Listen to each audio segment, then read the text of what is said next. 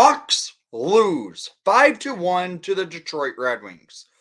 Wyatt Kaiser, I have to mention, had himself a horrendous game in today's action against Detroit. He I honestly have to say it. I think it's time to send him down to Rockford for just because he's been having a rough go at it in the league for the last few weeks. I've been noticing it, and today, frankly, was his worst game in the NHL. I don't like calling out players. I don't. And he had a bad game. Granted, everyone didn't play well. We outshot Detroit 35-29, but couldn't get the puck in the net because Alex Lyon decides to have himself a big game against the Blackhawks tonight. We outshooting Detroit 35-29 against a team who played last night. The Hawks are still yet to win back-to-back games. Detroit played the Rangers last night and lost. The Hawks 2 nights ago beat the Seattle Kraken and were still yet to win 2 consecutive games. The San Jose Sharks, the worst team in the NHL, have consecutive wins. The Hawks, 0. There's a problem there. And it's bad. The power play, the Hawks went 1 for 3, but gave up another shorthanded goal. Detroit went 2 for 4. And there's a problem. The Hawks keep giving up shorthanded goals. For the third straight game, they've given up a shorthanded goal. That's not good. So let's get to the goals of the game, shall we? Because, it's frankly all Detroit. At 2:29, by a shorthanded 18 seconds into the power play of the Hawks, Detroit scores. JT Compher, his 5th of the season, 1st of the night, assisted by Kopp and Wallman to make it 1-0 Detroit. And then the Hawks still on that power play. They answer. They answer with a great goal. Bedard gets the puck, goes from behind the net, and it goes to Korchinski. Korchinski's shooting it, and Bedard gets it back from behind the net and throws it up into the slot where Lucas Reichel, for his second of the night, in the bumper position, gets his second goal of the season. We're tied 1-1. But that's it for the Hawks. They have chances. They do. They just can't finish.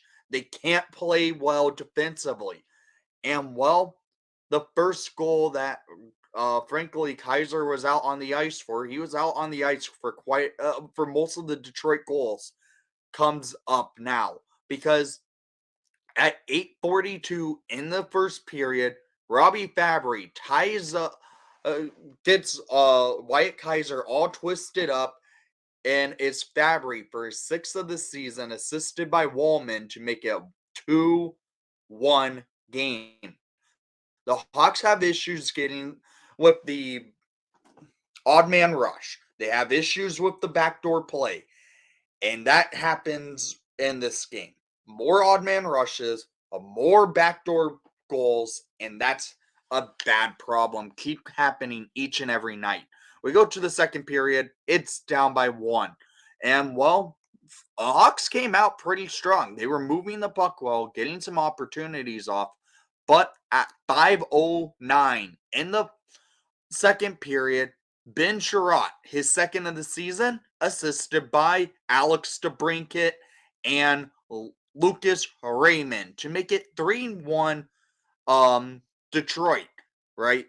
On this play, not another Mrazek makes a good save on DeBrincat, who went into the net, and Kaiser goes down sliding into Mrazek, making it impossible for Mrazek to make a secondary save on the Sherratt goal, and it goes to a goal for Detroit.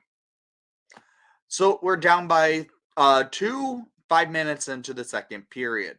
And it continues. Hawks then take a power penalty, and Detroit capitalizes quick on the power play because at 5:56 on the power play, JT Compher for his sixth of the season, second of the night, assisted by Perron and Raymond to make it 4-1 Detroit. Just 50 seconds later, after just scoring to make it 3-1. It was another bad bounce. Hawks can't do much. We are down by 3, and I already knew we were going to lose because we can't score more than 2 goals, it seems like. So we go to the third period. Hawks had a few chances, can't do much with them. We go to the third period at 10:54 for the backbreaker. Robbie Fabry scores his 7th of the season, assisted by Sprong and Schneider for it to be 5-1 Detroit off of the power play. What happens with this shot that goes in? Well, Kaiser standing up front of the net goes off his shoulder and down on the ice right to Fabry for Fabry to go bar down in an empty net basically because Mrazek didn't see the shot. He got screened. Kaiser standing up front of the net. I'm sorry. I've been calling out Kaiser too much this game, but he had a bad game. That's all. He had one. And maybe it's a time to give him a stint up in the booth just to reset. Maybe it's time to give him a stint down in Rockford to reset. I think that will be beneficial for this young defenseman, not throwing him out each and every night where now his game's been hurting versus developing.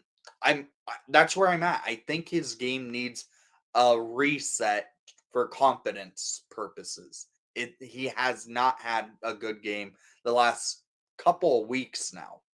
So down in the comments down below, I want to hear what your thoughts were on today's game. And thank you for watching the broadcast. Please leave a like and subscribe if you haven't done so already. And most of all, I know you did not enjoy the outcome. And man, that was a rough game.